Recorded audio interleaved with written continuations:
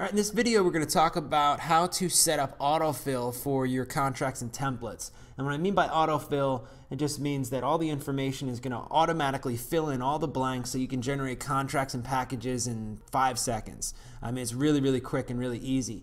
What you're going to notice here is you're going to notice any of these contracts that have the FreedomSoft logo, those are system templates. So what we've done is we've already set up autofill for you. That's the reason why you're going to see the view button over here instead of edit. So you're only able to view these. But what I want to do is I'm actually going to go into one of them right now so you can see basically how we set up the autofill. So when we're doing the test here on showing you how to fill it out, it's going to be much easier for you to understand. So purchase and sale when buying, let's just go ahead and click on any of these. Click on the view button.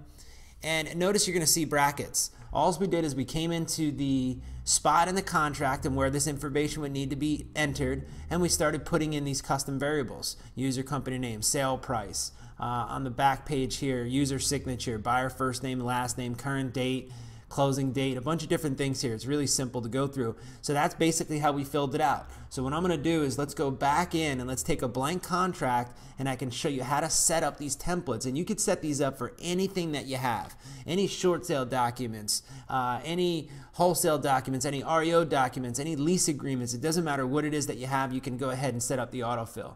So let's just go back to the other page here. All right, and I have a far bar, which is a blank far bar in the contract template here. So what I'm going to do is let's go ahead and click on edit, and this is going to bring up a blank contract. Notice I have a blank state contract here for Florida. So first thing I want to do is party, so seller. In this case, I'm going to set up 2 contracts. One is me as the seller and one is me as the buyer, but for in this case, this is me as a seller.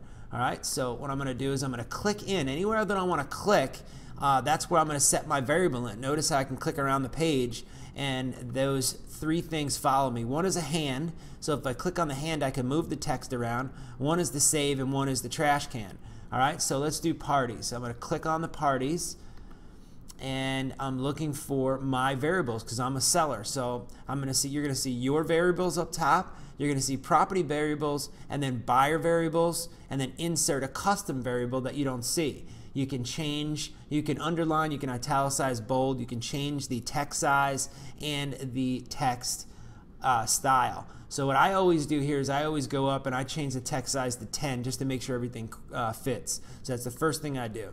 All right, so parties. What I'm going to do is I'm going to put my company name. All right, so boom, user company name, it's right in there. If I wanted to move this around, all I do is click on the hand and then I can move this down. What you're going to want to do is you're going to want to set it up just like it's on the line. So it looks like it's just on the line, user company name, and that would be the buyer, right? So I would click on the next line and then I'm going to go up to buyer variables, buyer first name, and then I would hit the space bar, and then I would click on buyer last name. And there we go. It looks like that's set up pretty good. I might want to grab the hand and move it down just a little second there. All right, so I'm set up. So the first things are both auto-populated, and we're ready to go. All right, let's go down and look into the contract. Let's do, now we have to do address of the property. So I'm going to go down to this line here. I click, and now it's a property variable. So what I'm going to do is I'm going to click on address, and then I'm going to hit space, and then I'm going to hit city, comma, and let's do state, space, and zip. All right, so now I have all that information in there. Again, I grab the hand now, and I just move it down just a little bit. Now, you might have to go back in here a couple times just to set up, just make sure that the spacing is right for you. But once you set these contracts up once, you never have to do it again, which is really awesome. All right, so we just filled that out in there. Now, purchase price, I'm going to click here. Now, purchase price, that would be, you're not going to see that as a custom variable. You're not going to see that as a property variable. And you're not going to see that as a buyer variable. So that would be what's called a custom variable. So I'm going to go ahead and click Insert Custom. Well, let's just hit here. Let's click back in, and then I'm going to hit Insert Custom Variable. So all I'm going to do now is I'm going to click the delete button. And now I'm going to type in there, and I'm just going to type purchase space price. So now I know when I'm getting ready to generate this contract, there's going to be a section where it's going to ask me, we'll put it this way, anytime that I have a custom variable, that information I'm going to be prompted to answer. All right, so just remember, anything that you put in custom, and that's what it's going to happen. The same thing here is escrow. Now what I do is deposit held in escrow company. I want to go ahead and just put my title company because I always deal with the same company. So if I click, I can type immediately. So COMPASS, land and title.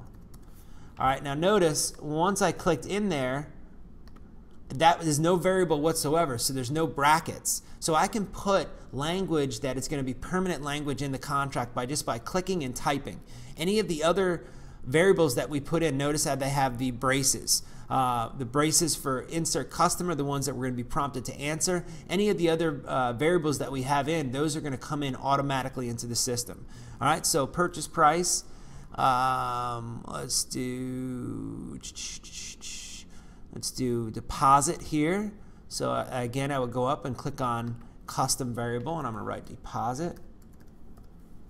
And let's take the hand and move it over just a little bit.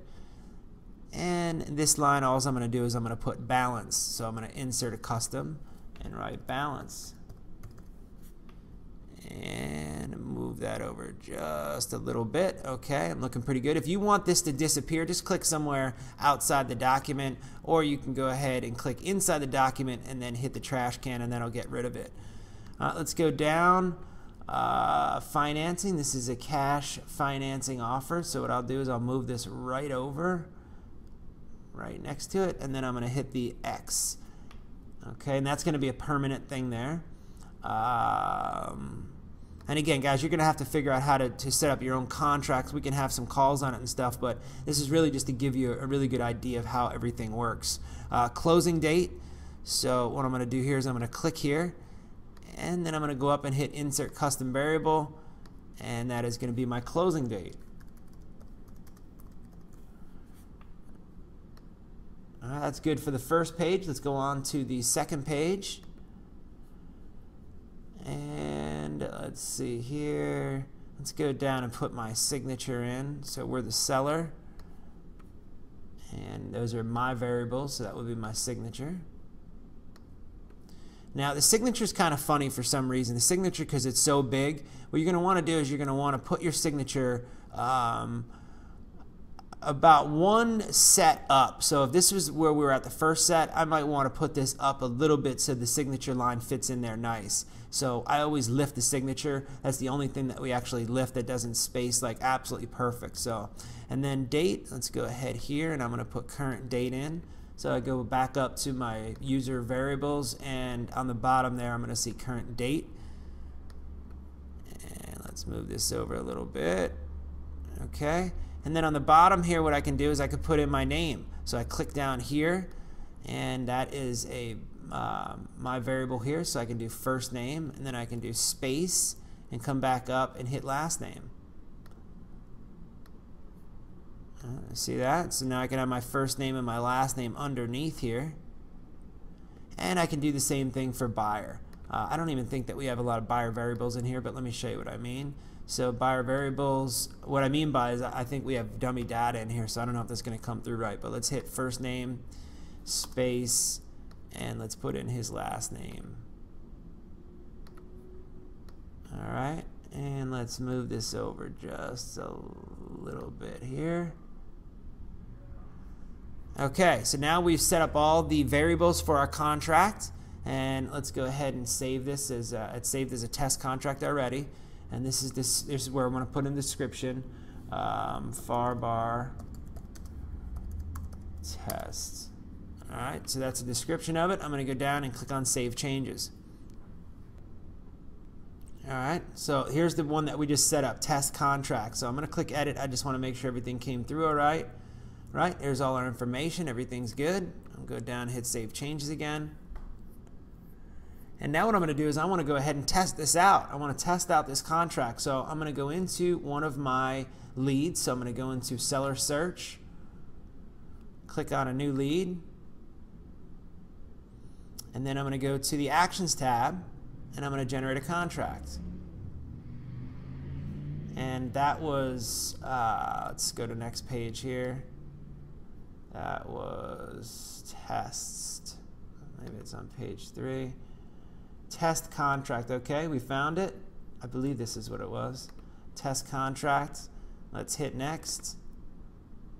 It's going to ask us for our buyer, whoever the buyer is. Let's just go ahead and put this in there. We'll click on the next button. Now it's going to ask me my variables for the contract. Remember, this is the custom variables that we put in. So purchase price, $35,000. Deposit, let's do 1,000. Balance would be 35 minus 1,000, which would be 34,000.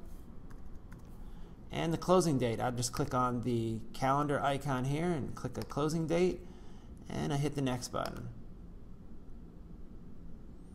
Now, notice what you're going to see is that this is the one that we set up. It brings in our name, it brings in the buyer's name, it brings in the address, all of the contract price, deposit, balance, title company, all the information that we put in. Let's go to page 2.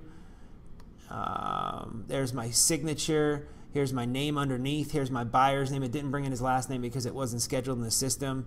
So what I would look and I would see, do I like my spacing? Is everything good? Do I want to move this guy's name over a little bit? So I would go through this contract at this point in time and just make sure that I like where everything is. See this 35,000? I might want to move that over just a little bit. So I know I need to move the $35,000 over just a tad, and I might want to move that buyer's name over. So let's go ahead and close this, and then I just want to go back. So I'm going to go back to Manage Documents. I'm going to go to my test contract and hit Edit. And remember that purchase price. So what I'm going to do, I need to move this over, so I'm going to click in it. That brings up the hand, and I'm just going to move it over just a little bit. I'm going to go to page 2. I'm going to go to the buyer first name. I click on the entire box. The hand comes up, and actually, the hand comes up there. Let's slide it over a little bit. So notice how I did that. I went, we set up the contract, we saved it, then we tested it, and then we looked at where everything filled out, and I had a couple things I needed to move over. So I went back into Manage Documents. This is where you're going to be able to do all your edits. I moved a couple things around, and now we're good to go. So that is how you are going to autofill your contracts. It takes just a second to get used to, and you can fill out any contract or anything that you really need to have in here, and I think you're going to have an absolute blast with it. That is an overview of how to autofill contracts and templates into the system.